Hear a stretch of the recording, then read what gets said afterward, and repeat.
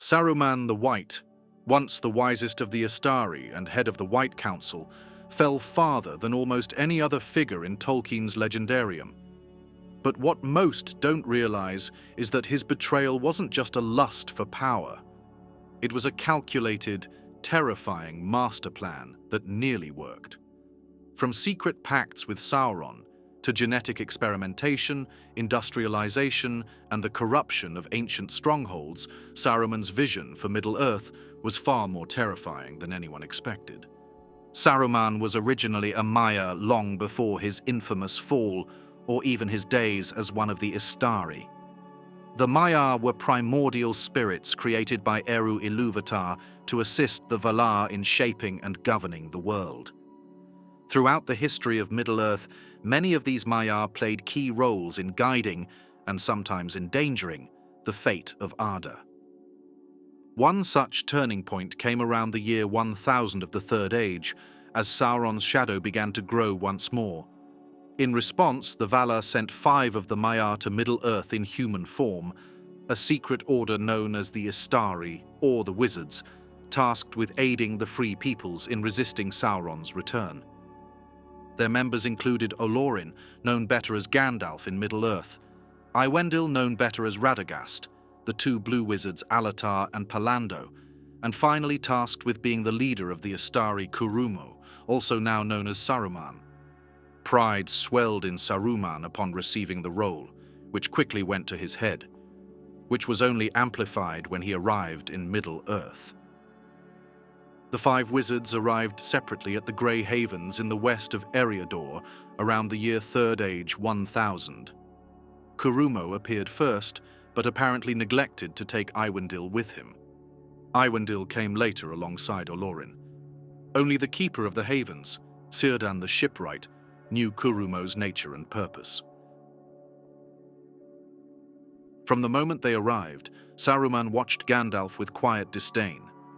Despite being named the chief of the Istari, it was Gandalf who received Narya, the Ring of Fire from Círdan the Shipwright, and who quickly became beloved by elves, men, and even hobbits. For Saruman, this was the beginning of resentment. Over the next few centuries, the Istari quietly built their influence across Middle-earth. Among them, Saruman rose in stature, gaining the trust and respect of both elves and men. His knowledge and authority earned him the title Chief of the Istari. So when Sauron's growing shadow led to the formation of the White Council in the year 2463 of the Third Age, it was Saruman who was chosen to lead. However, Gandalf was also considered for the role to the extent that many in the council thought he would have been the wiser choice. This once again filled Saruman with jealousy for Gandalf. This jealousy wasn't just personal for Saruman. It evolved into something much darker, completely twisting his priorities. And one thing above all kept sinking into his mind: how Gandalf got the Ring of Power and not him. Saruman began to spend countless days on research of the Rings of Power, burying himself in old texts and ancient knowledge. And the more he studied, the more he craved them. Especially the One Ring itself. He has studied the arts of the enemy too deeply, for he also desires power and looks away from simple wisdom. He is falling into folly.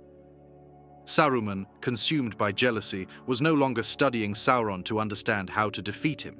He was studying him to learn how to replace him. He didn't dream of becoming the Dark Lord's servant. His ambitions reached far higher. Saruman wanted the One Ring for himself, not to destroy it, but to wield it, to become the new Lord of the Rings. In his mind, he was the one Middle-earth needed, a ruler of reason, knowledge, and power, not bound by weakness, compassion, or humility. But Saruman was no fool. He knew this task would be no minor undertaking. He would need a plan, and a very clever one at that. He began to work in secret to undermine the Free People and build up his power. Soon after, he took up his abode in Isengard. For this, Beren, steward of Gondor, gave him leave, for Gondor still claimed Isengard as a fortress of its realm and not part of Rohan. Beren also gave in to Saruman's keeping the keys of Orthanc. That tower no enemy had been able to harm or to enter. In this way, Saruman began to behave as a lord of men, for at first he held Isengard as a lieutenant of the steward and warden of the tower. But Freyolaf was as glad as Beren to have this so, and to know that Isengard was in the hands of a strong friend. A friend he long seemed, and maybe in the beginning, he was one in truth. Using his cunning nature and silver tongue, Saruman was able to get permission from both the steward of Gondor, Beren, and the king of Rohan to settle in Orthanc at Isengard as both warden of the tower and representative of Minas Tirith. Not only this, but he was now a recognized ally by both the Rohirrim and the Gondorians. However, Saruman had more nefarious plans in mind. He would use the fortress of Isengard as a throne of power, and inside Orthanc, he gained another very powerful tool, which he kept secret from the White Council. One of the remaining Palantir, the Palantir of Orthanc, one of the seeing stones of the ancient world, was meant to communicate over vast distances. Inside Orthanc, Saruman began to use the Palantir, but what was meant as a tool became his undoing. He used it secretly, hoping to uncover the location of the One Ring. But instead, Sauron found him. Through that seeing stone, Sauron's will poured into Saruman's mind. At first, Saruman resisted, but eventually he gave in. Not out of fear, but ambition. He submitted to Sauron, or so it seemed. But Saruman was not truly loyal. His plan was never to serve. It was to usurp. He believed he could outwit the Dark Lord, take the ring first, and claim dominion over all. So, with Orthanc now under his control, Saruman was in a perfect position. From within its walls, he continued to act the part of the wise and loyal leader of the White Council.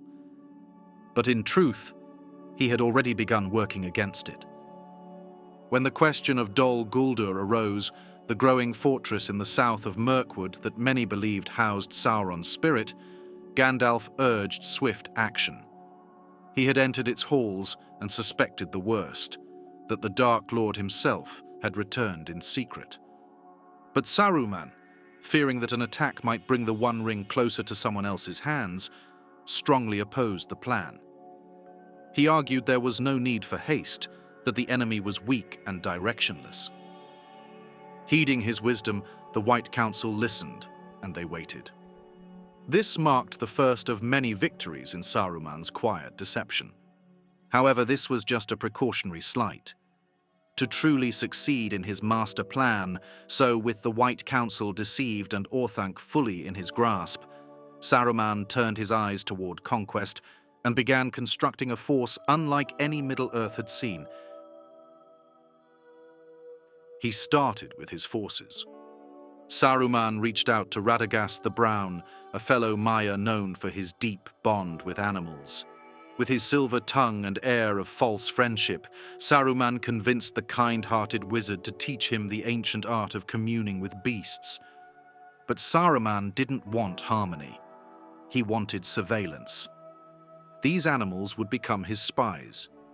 Birds, insects, beasts of the field, eyes and ears scattered across Middle-earth, feeding him information from places even the White Council couldn't reach. Yet that was only the beginning. He needed more than whispers. He needed an army. And so he turned to the pits of Isengard, to fire and steel, and to dark magic. There, beneath the tower of Orthanc, he began breeding something unnatural, something no elf, man, or orc had seen before. A new kind of soldier, one who would walk by day, one bred for war, for speed, and for loyalty only to him, the Uruk-hai. These new soldiers were a cut above orcs, stronger, faster, and with the ability to walk by day, they would be revolutionary. But the more powerful he grew, the more he wanted. Saruman began to industrialize Isengard to grow his army faster. Green hills were burned, thousands of trees were decimated, and steel and iron were stolen from the earth in droves. His army would be able to compete even with the Free Peoples, or Sauron himself, given enough time. But time was a luxury Saruman couldn't afford. So he turned to subtler weapons, deception, manipulation, and rot from within. He dispatched Grima Wormtongue, his most cunning servant, to Edoras, with the mission to whisper poison into the ears of King Theoden and ensure Rohan, one of the last great military powers in the West, would be crippled from the inside before war ever came to its gates. Under the guise of a loyal counselor, Grima Wormtongue's presence began to slowly, day after day, break Rohan and King Theoden. He convinced Theoden to distrust his most loyal allies, even his nephew Eomer, one of Rohan's greatest commanders. The riders of Rohan, once the terror of orcs and invaders, became scattered and leaderless. All the while, Saruman's orcs, wargs, and Uruk-hai raided the Westfold, burning villages and slaughtering innocents, paralyzing any hope of resistance from its people and tying up the riders of Rohan. All the while, Theoden did nothing. This was Saruman's true genius, not in open battle, but in weakening his enemies before the first sword was drawn. So by the time Rohan realized what was happening, it was already far too late. Not only for Rohan, but Saruman's plan had multiple layers.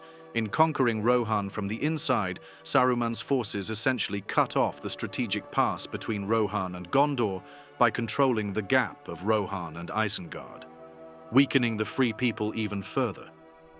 This pushed Saruman's agenda even further, but cracks suspicion began to grow. Gandalf in particular grew wary of Saruman's counsel and eventually confronted him, only to discover the full truth.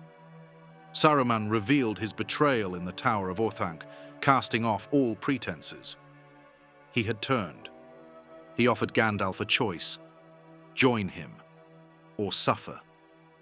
A new power is rising. Against it, the old allies and policies will not avail us at all. There is no hope left in elves or dying Numenor. This then is one choice before you: to remain here until the end, or to come with me and join with Sauron. Gandalf refused and paid the price. Saruman imprisoned him atop Orthanc, hoping to break his will. But Gandalf's escape, with the help of Gwaihir the Windlord, would mark the first crack in Saruman's carefully crafted illusion of loyalty. But now, Saruman's betrayal was out in the open. He would be revealed for the traitor he was. Yet Saruman had already set the perfect trap. With Rohan isolated, Gondor cut off, and his armies rising in the dark, he prepared to strike. During the year 3019 of the Third Age, Saruman finally began to rally his army. Believing Gandalf was gone, due to the Balrog, now would be the perfect time. Tens of thousands of Uruk-hai bred in secret, armored in black and loyal only to him, stood ready. Alongside them were orcs, half-orcs, and wargs, all prepared to wipe Rohan from the map. His army's attacks were quick and efficient, like trained veterans. Skirmishes and raids wiped out entire cities and left Rohan bleeding. However, the bulk of Rohan's remaining power had retreated to Helm's Deep, Rohan's last refuge. Saruman would have to break apart Helm's Deep for a total victory. Believing his army to be invincible, he sent them to Helm's Deep. Saruman believed Helm's Deep would be their tomb. The fortress, though strong, was ancient and undermanned. Its defenders were exhausted villagers, old men, and barely trained boys. Theoden, broken by grief and manipulation, prepared to make a final stand. As night fell, Saruman's army descended on the fortress with terrifying force. Uruk-hai marched in perfect formation, wielding black steel, roaring with bloodlust. Their siege weapons battered the walls, while explosive fire tore open the deeping wall, a tactic no one in Rohan had ever seen before. Wave after wave of Uruk-hai threw themselves at the defenses, and for a time it seemed Saruman's victory was certain. Rain poured from the skies, the fortress shook with every blast, and even the most loyal warriors began to despair. But Saruman had made a crucial miscalculation. He had assumed Gandalf was gone.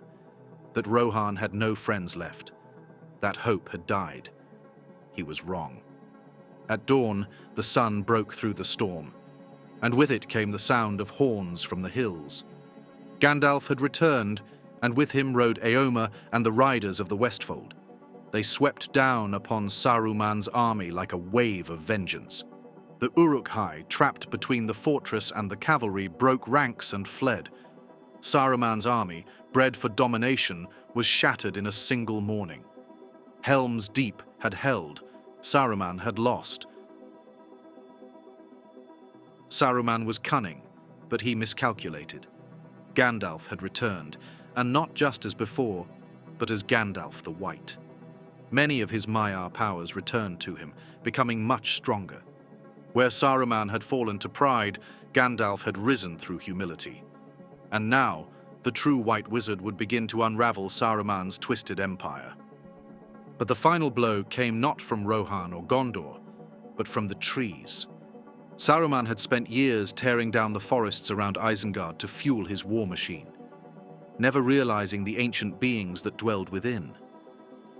Treebeard, an Ent of Fangorn Forest, discovered his destruction, and his rage awakened the woods.